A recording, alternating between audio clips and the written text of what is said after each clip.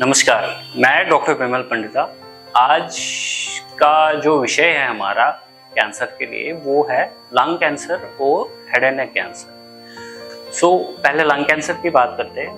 तो lung cancer वो cancer है जब हमारे फेफड़े के कोशिकाओं के अंदर malignant cells cancer cells develop हो जाते हैं, वही बढ़ जाते हैं, तो उसको हम लंग कैंसर बोलते हैं। तो लंग कैंसर बेसिकली हम दो टाइप्स में डिवाइड करते हैं, ऑल्दो बहुत सारे सब टाइप्स हैं। एक non small cell lung cancer, एक स्मॉल सेल लंग कैंसर।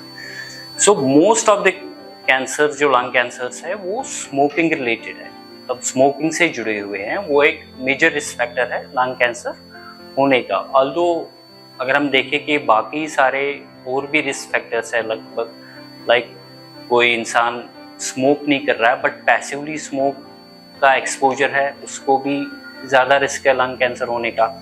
अब एनवायरमेंटल फैक्टर्स है कुछ, जैसे रेडिएशन है या वर्क प्लेस पे कुछ फैक्टर्स है लाइक एस्बेस्टस है, निकल है। तो अगर उन चीज़ों की वजह से भी एक्सपोजर हो रहा है तो उससे भी रिस्क ऑफ लंग कैंसर बढ़ सकता है। तो उसमें वर्क प्लेस जो रिस्क फैक्टर्स है लाइक एस्बेस्टस है, आर्सेनिक है, क्रोमियम है, निकल है, टार है, सूट है। और आजकल हम देख लेते हैं जो पोल्यूशन हो रहा है इंक्रीज ट्रैफिक की वजह से, जो वो हार्मफुल पेट्रोल डीजल से केमिकल्स निकलते हैं, जब उनसे ज़्यादा एक्सपोजर होता है तो वो भी एक रिस्क फैक्टर बन जाता है बहुत सारे लंग डिजीजेस और लंग कैंसर का भी। तो ये है कुछ। और किसी पेशेंट में फैमिली हिस्ट्री, अगर कोई स्ट्रॉन्ग फैमिली हिस्ट्री है, बहुत सारे जनरेशन में लंग कैंसर होता है, तो उनको थोड़ा इंक्रीज होता है लंग कैंसर डेवलप होने का। अब लंग कैंसर सिर्फ स्मोकर्स में ही नहीं बनता है, ये नॉन स्मोकर्स में भी बन सकता है, ऑल्दो उनमें इंसिडेंस बहुत कम है क्योंकि स्मोकिंग से बहुत ज़्यादा रिस्क बढ़ जाता है। तो अब इसमें प्रोटेक्टिव फैक्टर्स क्या है कि लंग कैंसर ना हो। सपोज सबसे बड़ा प्रोटेक्टिव फैक्टर है स्मोकिंग ना करें, और अगर कोई कर रहा है स्मोकिंग, उसको स्मोकिंग छोड़ देनी चाहिए। तो अगर कोई वर्क प्लेस पे ऐसा है जहाँ पे एक्सपोजर है हार्मफुल केमिकल्स में, वो एक्सपोजर कम अगर करें तो उससे भी रिस्क फैक्टर कम हो जाता है।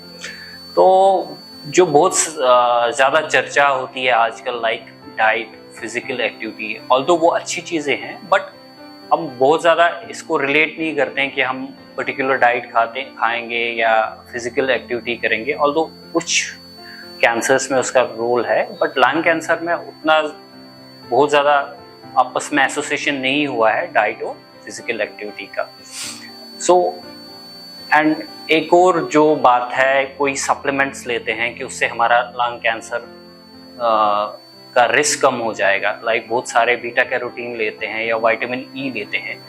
तो बहुत सारी लार्ज स्टडीज हुई है और उसमें देखा गया कि इससे एक्सपोजर लंग कैंसर का जो रिस्क है इससे कम नहीं होता है। सो सप्लीमेंट से लंग कैंसर का रिस्क कम नहीं होता है, डाइट और एक्सरसाइज से का बहुत ज़्यादा स्ट्रॉन्ग एसोसिएशन नहीं है। सो मेन जो एक्सपोजर है स्मोकिंग का और एनवायरमेंटल टॉक्सिन्स का, उसका बहुत ज़्यादा एसोसिएशन है लंग कैंसर का। सो फिर ये कैसे पेश होता है लंग कैंसर, एक कैसे पता चले कि कैसा होता है। जैसे सबसे इम्पोर्टेंट है खांसी। किसी को खांसी हो रही है जो हफ्ता 10 दिन 2 हफ्ते तक ठीक नहीं हो रही है और दिन ब दिन बढ़ी रही है, या उसने कुछ एंटीबायोटिक खाए, कोई दवाइयाँ खाई है जिससे कोई असर नहीं होना चाहिए, तो उसकी जांच होनी चाहिए। हम देखेंगे लंग कैंसर से ज़्यादा हमारी कम्युनिटी में ट्यूबरकुलोसिस है, वो भी खांसी होकर प्रेजेंट करता है।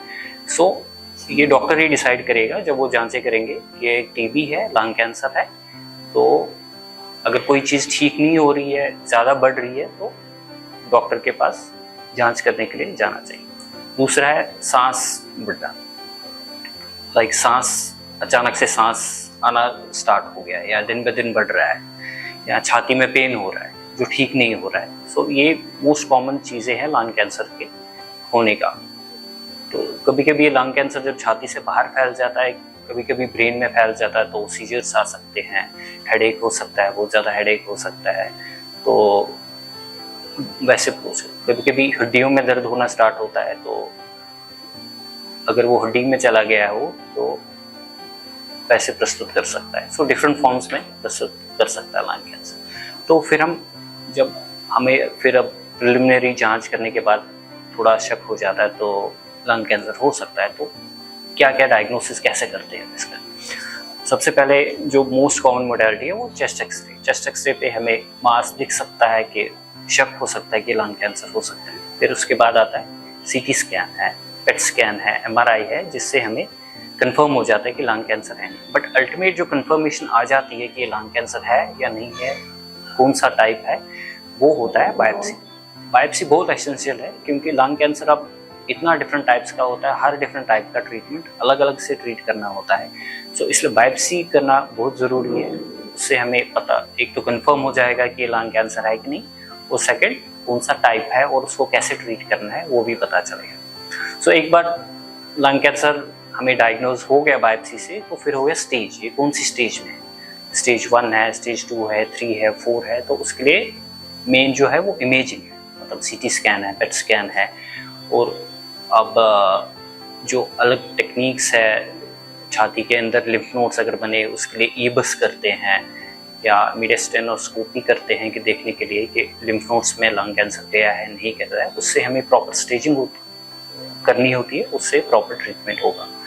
तो फिर हम इसको ट्रीट कैसे करते हैं। सो ट्रीटमेंट सबसे पहले डिपेंड करता है 2-3 फैक्टर्स कि कौन सी स्टेज में कैंसर है, पेशेंट की एज क्या है, कितना एग्रेसिव हम जा सकते हैं ट्रीट करने के लिए, और पेशेंट की बाकी क्या प्रॉब्लम्स है, लाइक किसी को हार्ट डिजीज है, डायबिटीज़ है, किडनी का प्रॉब्लम है, ब्लड प्रेशर है।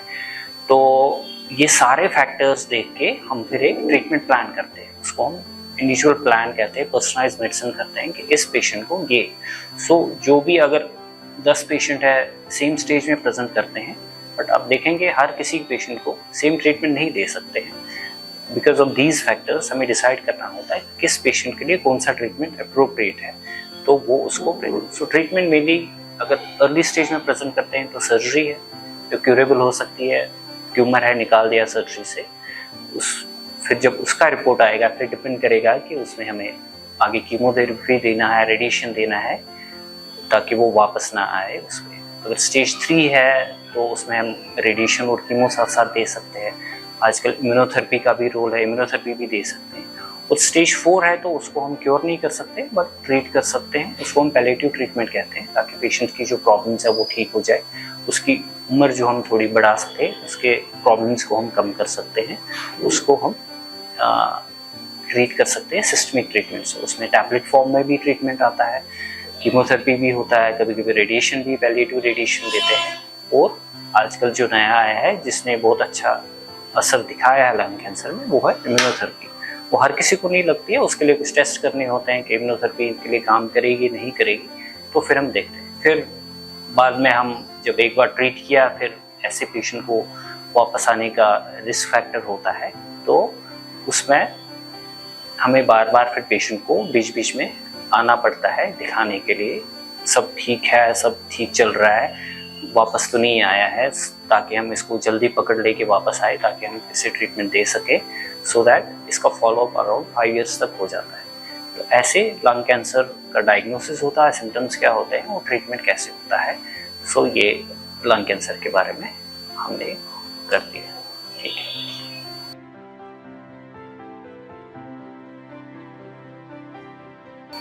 So head and neck cancers, head and neck cancers मतलब मुंह और गले का कैंसर। तो अगर हम देखें दुनिया में सबसे जो मोस्ट कॉमन कैंसर है वो लंग कैंसर है, बट अगर हम इंडिया और साउथ ईस्ट एशिया में देख लें तो सबसे कॉमन कैंसर है हमारी कंट्री में वो है हेड एंड नेक कैंसर। तो ऐसा क्यों है कि हमारे यहाँ head and neck cancer, although lung cancer भी बहुत ज़्यादा है हमारी कंट्री में, but head and neck cancer इसलिए ज़्यादा है क्योंकि हमारी पॉपुलेशन में एक यूनिक हैबिट है जो बाहर के वेस्टर्न कंट्रीज में आप नहीं देखते हो, वो है पान, तंबाकू खाना।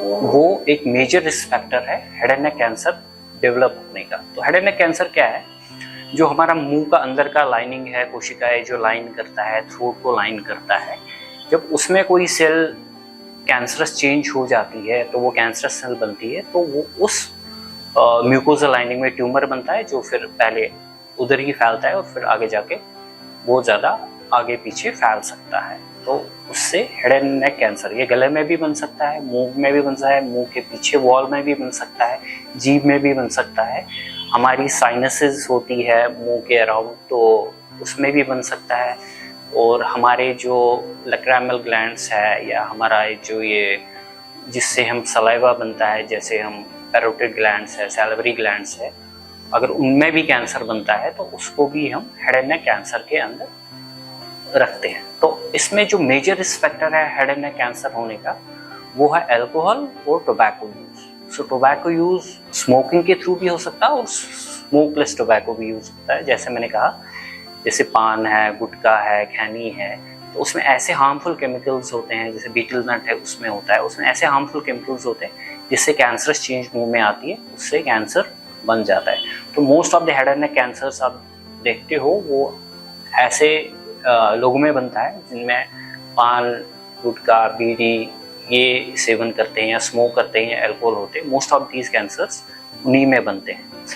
तो रिस्क फैक्टर जो मैंने बोला, एक अल्कोहल है, एक टोबैको है और कुछ वायरल इन्फेक्शंस है जिससे भी हेड एंड नेक कैंसर्स बन सकते हैं। लाइक HPV इन्फेक्शन है, EBV इन्फेक्शन है, Epstein Barr virus, human papilloma virus, उससे भी कुछ सब टाइप के cancers, head and neck cancers बन सकते हैं। तो जैसे मैंने पान बोला, उसमें बीटल स्क्विड होता है, वो भी एक स्ट्रॉन्ग रिस्क फैक्टर है कैंसर होने का। और कुछ लोगों में देखा है कोई ऑक्यूपेशनल एक्सपोजर हो, जैसे वुड डस्ट है, एस्बेस्टस है, निकल डस्ट है, रेडिएशन एक्सपोजर है, उनको भी ये हेड एंड नेक कैंसर होने का ज़्यादा संभवता रहता है। तो कुछ जेनेटिक डिसऑर्डर्स है, लाइक फैनक्नीज एनीमिया है, तो उसमें थोड़ा हेड एंड नेक कैंसर होने का ज़्यादा प्रॉब्लम है। तो अब ये हेड एंड नेक कैंसर कैसे पता चलेगा, कैसे हुआ, उसके क्या सिम्टम्स होते हैं? लाइक किसी को ऐसे कुछ लंप बन गया नेक में या थ्रोट में या पीछे, उसको लंप बन गया तो जो ठीक नहीं हो रहा, खुद बढ़ रहा है दिन ब दिन। सो ये एक कॉमन प्रेजेंटेशन है ये। दूसरा जो मोस्ट कॉमन प्रेजेंटेशन, मुंह के अंदर एक छाला हो गया जो ठीक नहीं हो रहा और दिन ब दिन बढ़ रहा है। सो बहुत सारे अदर रीजंस है मुंह में छाला बनने के, बट वो कुछ टाइम के लिए आते हैं, ठीक हो जाते हैं। तो अगर कोई छाला ऐसा बन रहा है, स्पेशली दोज पेशेंट्स जो स्मोक करते हैं या ओरल तंबाकू का सेवन करते हैं, अगर उनमें कोई छाला बनता है जो ठीक नहीं हो रहा है, वो कैंसर की निशानी हो सकती है। और किसी का वॉइस चेंज हो गया, लाइक होर्सनेस ऑफ वॉइस हो गया या आवाज़ में चेंज हो गया, ये कैंसर की, थ्रोट कैंसर की प्रेजेंटेशन हो सकती है। अब एक और प्रेजेंटेशन क्या है, हम खा रहे हैं और ये लग रहा है कि गले में अटक रहा है खाना, या पानी पी रहे हैं वो लग रहा है अटक रहा है। सो वो एक, जिसको हम डिस्फेजिया कहते हैं या ओडाइनोफेजिया कहते हैं, वो एक संभावना हो सकती है थ्रोट का कैंसर बन रहा है, उसका प्रेजेंटेशन हो सकता है। या किसी को एक वाइट या रेड पैच मुंह के अंदर बन सकता है, जीभ के ऊपर बन सकता है, तो वो एक प्रेजेंटेशन होती है हेड एंड नेक कैंसर। किसी का जैसे ये जो हमारी मुंह की हड्डी है, इसके अंदर से कोई स्वेलिंग बन रहा है, उससे जो हमारे टीथ है वो लूजन हो रहे हैं, सो वो एक प्रेजेंटेशन हो सकती है मुंह के कैंसर की। तो या अगर सैलिवरी ग्लैंड्स का कैंसर है, तो जैसे यहाँ पे हमारा पैरोटिड ग्लैंड है, तो वहाँ पे स्वेलिंग हो सकती है, नीचे स्वेलिंग आ सकती है, वो भी एक प्रेजेंटेशन हो सकती है हेड एंड नेक कैंसर्स की। तो फिर उसमें डायग्नोसिस सबसे जो इम्पोर्टेंट है, एक एग्जामिनेशन डॉक्टर करता है, कंप्रेहेंसिव एग्जामिनेशन करता है। कभी कभी एग्जामिनेशन एनेस्थीसिया करना होता है, कभी एंडोस्कोपी है, लैरिंजोस्कोपी है, उससे हमें ट्यूमर दिखता है। और फिर एक जो मेन डायग्नोस्टिक मोडालिटी है वो CT स्कैन है, वो अंदर और बाहर सब कुछ हमें पता चलता है कि ट्यूमर कहाँ पे डेवलप हो रहा है और कितना आगे पीछे बढ़ा हुआ है। और इसको कंफर्म करने के लिए जो मेन चीज़ है वो है बायोप्सी। सो कभी कभी एंडोस्कोपी डायरेक्टेड बायोप्सी करना होता है, कभी कभी हम अगर मुंह के अंदर कैंसर है डायरेक्टली बायोप्सी कर सकते हैं, उससे हमें कंफर्म हो जाएगा कि ये कैंसर है, कुछ और चीज़ नहीं है।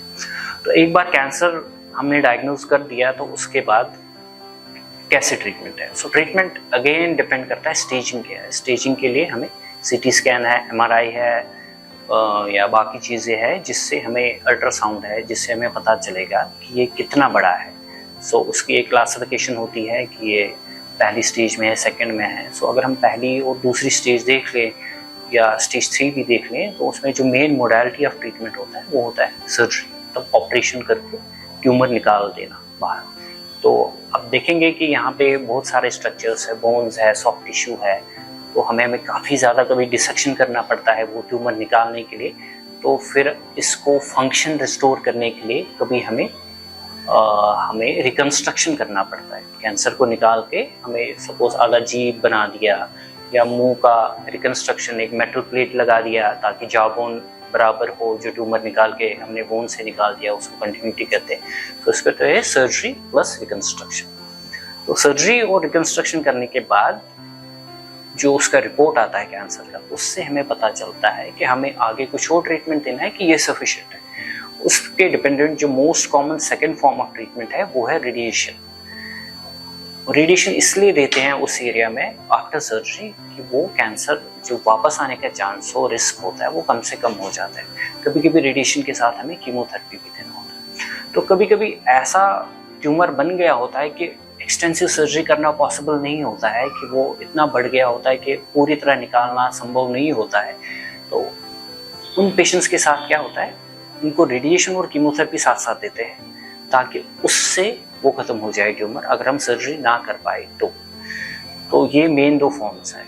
तो थर्ड फॉर्म है जो कभी कभी ये ना तो सर्जरी संभव होती है या कभी हमने सर्जरी किया, रेडिएशन दे दिया, उसके बाद वापस आया, फिर से सर्जरी करने का, रेडिएशन देने का संभव नहीं होता है। फिर हमें जो मेन ट्रीटमेंट होता है उस स्टेज में वो होता है कीमोथेरेपी। कीमोथेरेपी से वो हर जगह जाता है। कीमोथेरेपी ब्लड के थ्रू यूजुअली देते हैं, नस के थ्रू देते हैं। वो कैंसर अगर ये फैला भी है, अपनी जगह भी है, वो हर जगह जाता है वो केमिकल, ताकि वो कैंसर सेल्स को किल कर सके। और जो रिसेंट लास्ट 3-4 साल से आया है, जो जिसने बहुत एक अच्छा असर दिखाया है हेड एंड नेक कैंसर्स में, वो है इम्यूनोथेरेपी। इम्यूनोथेरेपी एक अच्छा रोल प्ले करता है हेड एंड नेक कैंसर्स में। उससे काफ़ी पेशेंट्स को काफ़ी अच्छा बेनिफिट मिला है। वो ट्यूमर को ख़त्म भी कर सकते हैं या काफ़ी देर के लिए अंडर कंट्रोल रख सकते हैं। ओनली प्रॉब्लम इसमें है वो कॉस्ट है, वो कॉस्टली होता है, बहुत सारे पेशेंट्स अफोर्ड नहीं कर सकते, बट एक अच्छी मोडालिटी ऑफ ट्रीटमेंट है इम्यूनोथेरेपी। अब प्रिवेंट कैसे करना है कि head and neck, because usually ना ये जो हेड एंड नेक के कैंसर्स है वो डिसफिगरिंग होते हैं, तो आपको बहुत सारा सर्जरी से कटिंग करना होता है, स्कार्स रहते हैं, कभी किसी का जीभ पूरा निकालना पड़ता है, वो बोल नहीं पाते हैं, कभी कभी गले में होल्ड करना पड़ता है, आवाज़ नहीं आती है। ऑल्दो कैंसर कंट्रोल हो गया बट डिसफंक्शनल रह गया है इंसान। तो इसके हिसाब से ये बेटर है कि कैंसर ना हो। प्रिवेंट है, सबसे इम्पोर्टेंट है कि पान, गुटखा, बीड़ी ये ना खाएं, सबसे इम्पोर्टेंट है। इससे आप देखेंगे मोर देन 50% कैंसर्स खत्म हो जाएंगे अगर इसका सेवन बंद हो जाए। उसके बाद जब हम अल्कोहल और सिगरेट पीते हैं, वो डबल वैमी होती है, दोनों रिस्क फैक्टर्स है, दोनों चीज़ें ले रहे हैं या तीनों चीज़ें कोई लेता है, तो उससे और ज़्यादा रिस्क होता है। सो अगर सपोज ये चीज़ों का सेवन नहीं है, जो इंसान इन चीज़ों का सेवन नहीं करते हैं, उनको risk, head and neck cancer risk बहुत कम हो जाते हैं कि ये ना करें। और तो बहुत कम पेशेंट्स है जो चीज़ें सेवन नहीं करते हैं, फिर भी उनमें हो सकता है, बट वो बहुत ज़्यादा कम परसेंटेज है। तो इसलिए अभी भी जो मैंने बोला कि HPV वैक्सीनेशन, HPV के जो वायरस है उससे रिलेटेड भी कुछ एक कैंसर होता है, जैसे ओरोफेरिंजियल कैंसर है। तो आजकल अभी देखा जाता है कि अगर हम अर्ली एज में HPV वायरस के अगेंस्ट वैक्सीनेशन करें तो मे भी हम ये प्रिवेंट कर सकते हैं ओरोफेरिंजियल कैंसर। सो ये मोडालिटीज़ है कि हम कैसे डायग्नोज करते हैं हेड एंड नेक कैंसर को, क्या क्या ट्रीटमेंट